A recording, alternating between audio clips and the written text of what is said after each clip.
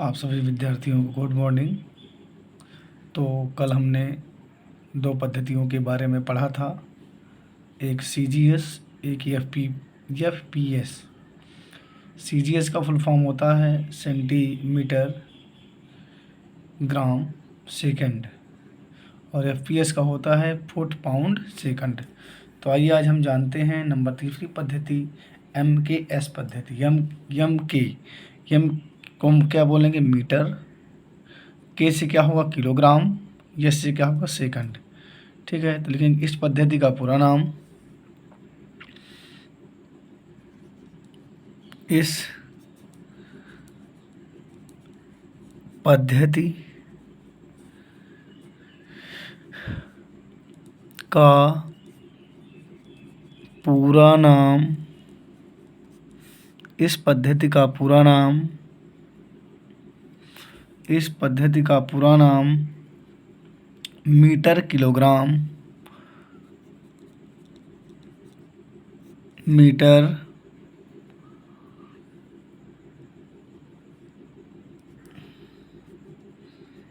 Kilogram second. इस पद्धति का पूरा नाम मीटर किलोग्राम सेकंड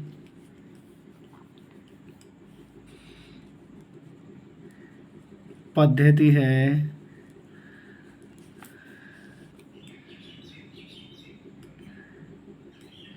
इसमें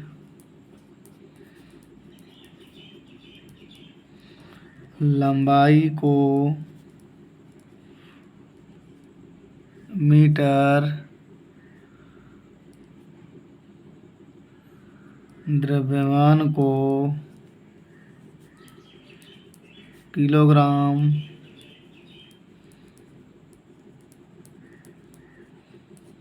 और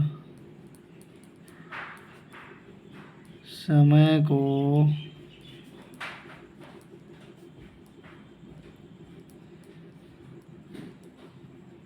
सेकंड में मापते हैं। इस पद्धति का पूरा नाम मीटर किलोग्राम सेकंड पद्धति है। इसमें लंबाई को मीटर, द्रव्यमान को किलोग्राम और समय को सेकंड में मापते हैं। इसे मीट्रिक पद्धति भी कहा जाता है। क्या कहा जाता है इसे? मीट्रिक, क्योंकि मीटर है, इसमें मीट्री पद्धति है।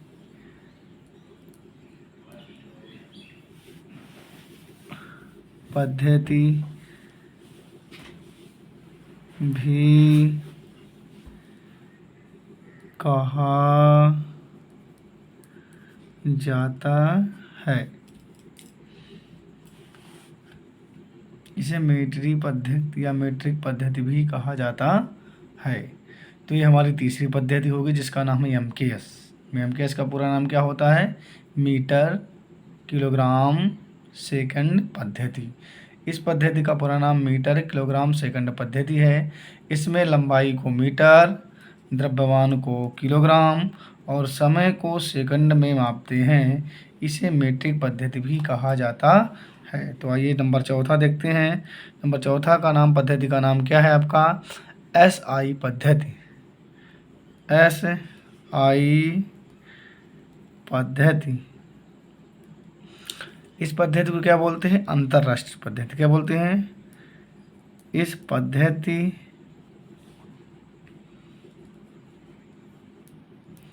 को अंतरराष्ट्रीय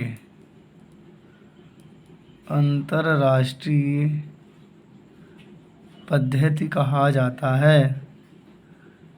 अंतरराष्ट्रीय माने पूरे, यानी सभी देशों में कहा जाए तो ये पद्धति लागू होती है। ये पद्धति सभी देशों में मतलब कि क्या होती है, लागू होती है। इसमें कोई वो नहीं है कि यहाँ लंबाई का मात्रक मीटर है तो अलग जगहों पे सेंटीमीटर हो। लंबाई का मात्रक मीटर है तो वहाँ भी क्या रहेगा? मीटर ही रहेगा। चाहे भारत हो, चाहे पाकिस्तान हो, चाहे कहीं भी हो, या कि कहीं ऑस्ट्रेलिया हो या इंग्लैंड हो। इस पद्धति में इस पद्धति को अंतर्राष्ट्रीय पद्धति कहा जाता है।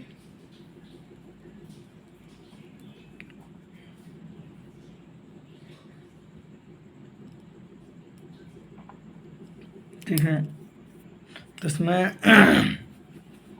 ये क्या होगी, पद्धतियाँ हो गई, क्या हो गई, पद्धतियाँ हो गई। कितनी पद्धतियाँ हो गई, पद्धतियाँ 4 हैं हमारे पास। नंबर पहला है CGS पद्धति, नंबर दूसरा है FPS पद्धति, नंबर तीसरा है MKS पद्धति, और नंबर चौथा क्या है, SI पद्धति। ठीक है। अब इसके बाद देखेंगे आता है SI मात्रक। क्या आता है, अब आएगा इसी से SI मात्रक। SI पद्धति है, इसी से क्या है, SI मात्रक। SI मात्रक में मापने का क्या क्या होता है, SI पद्धति में क्या क्या मापते हैं, देखिएगा। SI मात्रक नापने के लिए इसमें 2 चीज़ें होती हैं। एक पहला कौन सा होता है, आधारी मात्रक। कौन सा होता है, आधारी मात्रक होते हैं। कौन सा होता है नंबर पहला, आधारी मात्रक। इसी को ही बोलते हैं मूल मात्रक। क्या बोलते हैं, इसी का नाम क्या है, मूल मात्रक।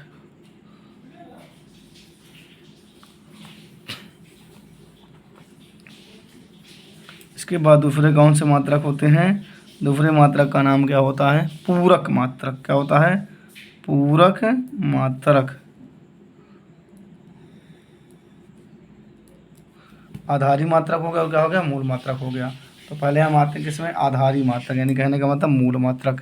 कितने मूल मात्रक होते हैं, SI पद्धति में कितने मूल मात्रक होते हैं, SI पद्धति में मूल मात्रक, समझिएगा अच्छे से। हाँ, इस पद्धति में SI पद्धति में मूल मात्रक, ऐसे पद्धति में जो मूल मात्रक होते हैं, SI पद्धति में जो मूल मात्रक होते हैं वो कितने होते हैं, SI पद्धति में जो मूल मात्रक होते हैं वो होते हैं केवल 7। नंबर पहला क्या है, नाम। देखिए कैसे लिखेंगे, लिखेंगे पहले नाम, फिर क्या लिखेंगे, नाम, नाम के बाद लिखेंगे मात्रक, मात्रक के बाद क्या लिखेंगे, मात्रक, नाम, मात्रक, फिर क्या होगा, संकेत,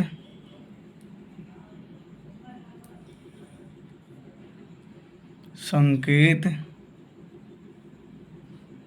संकेत के क्या बाद हो जाएगा, बीमा। तो बीमा को हम बाद में देख लेते हैं क्या होती है इसकी बीमा, क्या नहीं होती है, ठीक है ना, क्योंकि बीमा हम आगे पढ़ेंगे अभी। तो पहले नंबर में क्या लिख लेते हैं, एक में होता है लंबाई। आप लोगों ने देखा होगा पहले ही लंबाई, 3 मात्रक तो आपको पहले ही मिलते रहे होंगे माप के नाम में, लंबाई मिलता रहा होगा।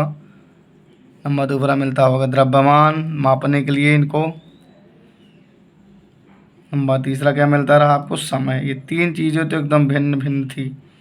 देखिए, तो लंबाई जो था, तो लंबाई को किस में नापते हैं, लंबाई को नापते हैं मीटर में। किस में नापते हैं, लंबाई को मापते हैं मीटर में। इसका संकेत क्या होता है, स्मॉल m। ठीक, लंबाई को हम नापते हैं मीटर में।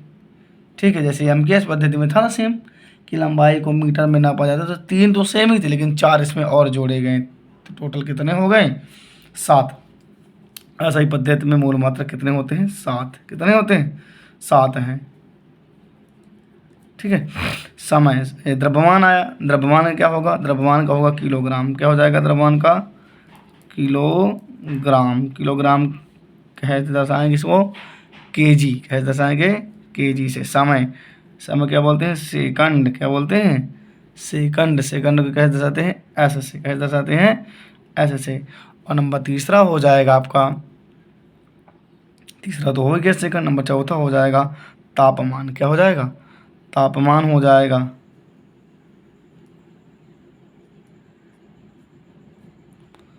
तापमान, ताप क्या में नापते हैं, केल्विन में। क्या में नापते हैं, केल्विन में नापते हैं। केल्विन में नापेंगे तो हो जाएगा के।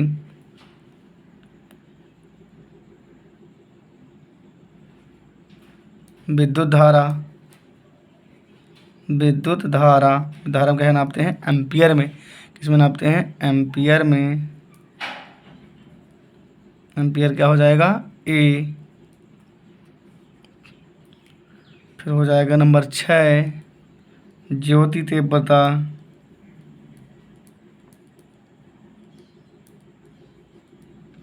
ज्योति तीव्रता क्या हो जाएगा, कैंडेला। कैंडेला क्या बोलते हैं, CD। इसके बाद क्या हो जाएगा, नंबर 7 में पदार्थ की मात्रा। तापमान या ताप एक ही चीज़ ध्यान रखिएगा, पदार्थ की मात्रा हो जाएगा मोल।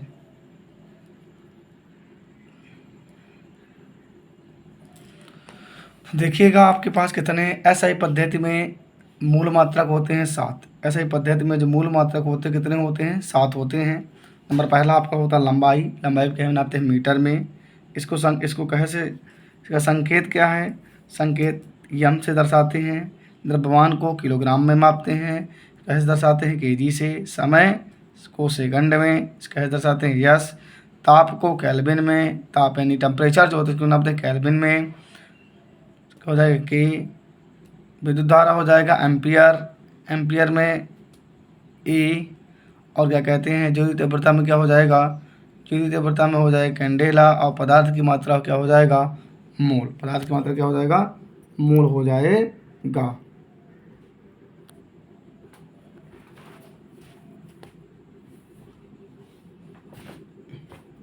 पदार्थ की मात्रा क्या हो जाएगा, मोल हो जाएगा।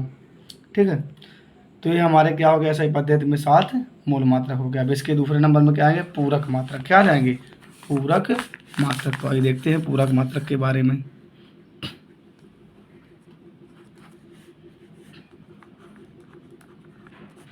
पूरक मात्रक, इनको बोलते सप्लीमेंट्री यूनिट। आएगा नाम, मात्रक, और आ जाएगा संकेत।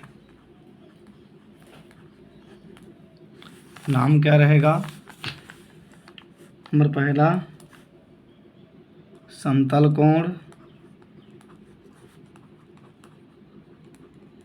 तो नापते हैं रेडियन में। क्या हम नापते हैं, रेडियन में।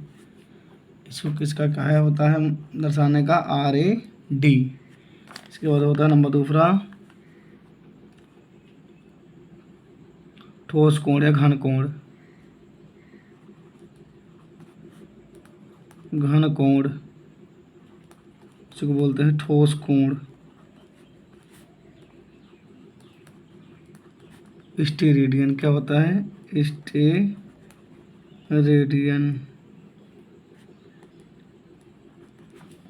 स्टेरेडियन तो क्या हो जाएगा इसका, SR। ठीक है,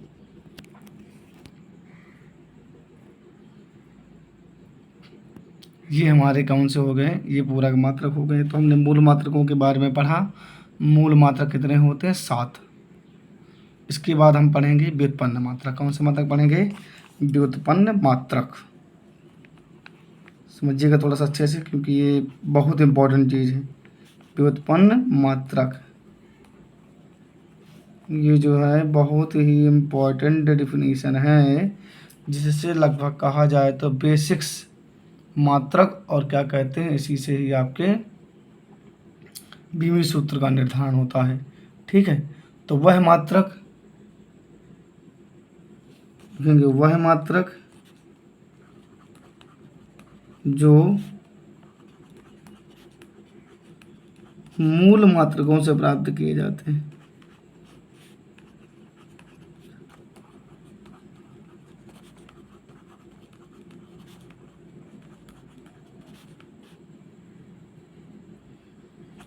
वे वह मात्रक जो मूल मात्रकों से प्राप्त किए जाएं,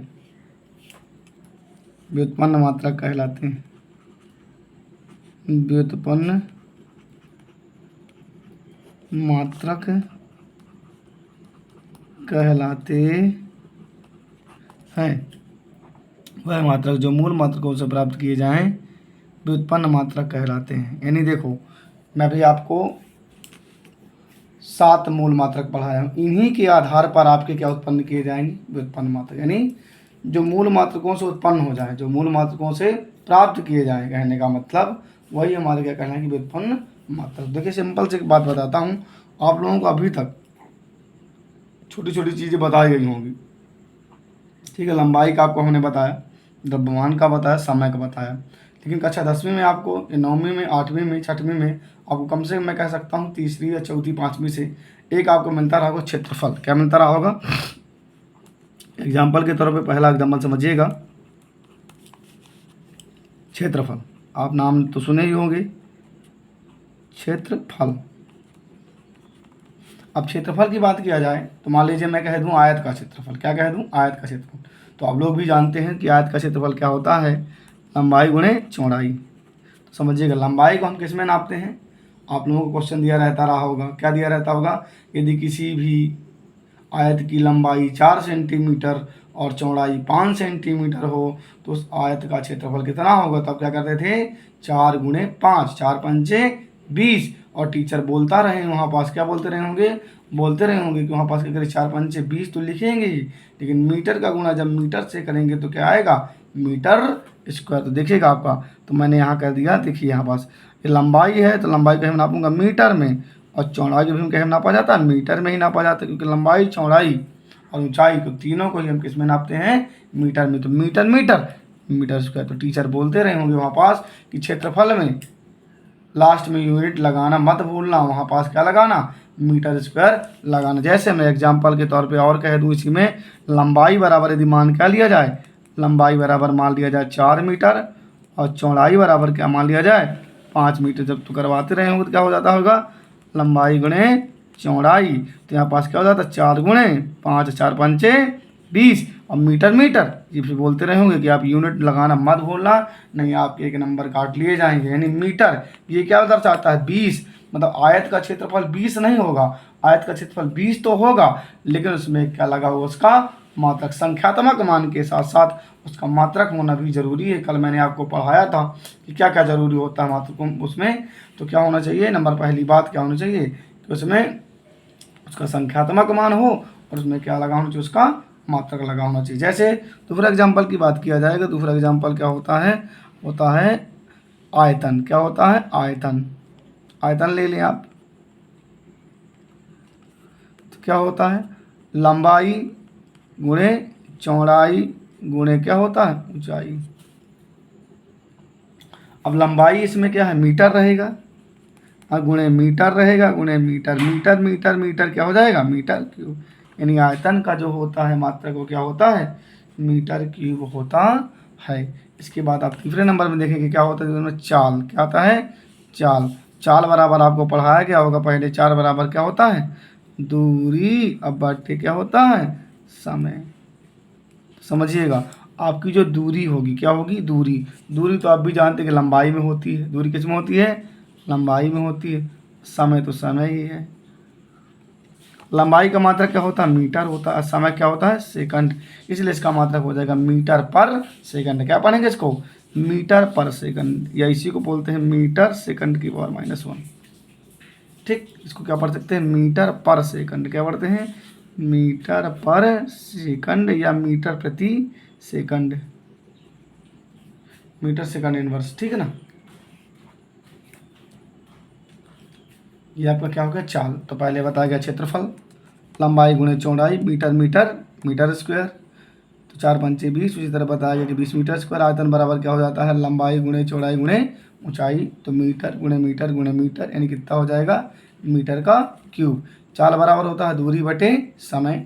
चाल दूरी है, दूरी लंबाई में ही रहती है, तो लंबाई यानी मीटर, और यहाँ हो जाएगा सेकंड, तो क्या हो जाएगा, मीटर पर सेकंड। आप लोग बोलते हैं ना चाल, नहीं बोलते हैं। यदि किसी व्यक्ति की चाल 40 किलोमीटर, 40 किलोमीटर बोल दिए, 40 मीटर पर सेकंड हो, तो दूरी ज्ञात कीजिए कितनी दूरी वो है, 1 घंटे में तय करेगा, 2 घंटे में तय करेगा। ठीक है, तो अभी हमने आपको 3 व्युत्पन्न मात्रक क्षेत्रफल, आयतन और चाल बताए हैं। और आपको सेम इसी तरह जैसे मैंने अभी चाल का निकलवाया है, उसी प्रकार आप सेम निकाल सकते हैं, किसका निकाल सकते हैं, वेग का। क्योंकि वेग बराबर होता है क्या है, विस्थापन बटे होता है समय। क्या होता है, विस्थापन बटे समय। आपको ये परिभाषाएं बताई जाएंगी कि दूरी क्या होता है, चाल क्या है, वेग क्या है, विस्थापन क्या, समय होगा। थोड़ा सा आप व्युत्पन्न मात्रकों के बारे में जाने समझे कैसे करेंगे। व्युत्पन्न मात्रक आप मात्रक निकालना सीख जाएं। जब आप किसी भी भौतिक राशि का मात्रक निकालना सीख जाएंगे तो आप उसका बीमी सूत्र भी आसानी से निकाल पाएंगे। ठीक है, तो आपको नेक्स्ट वीडियो में हम जो शेष बचे हुए हैं हमारे मात्रक और व्युत्पन्न मात्रकों के बारे में पढ़ाया जाएगा। धन्यवाद। जय हिंद।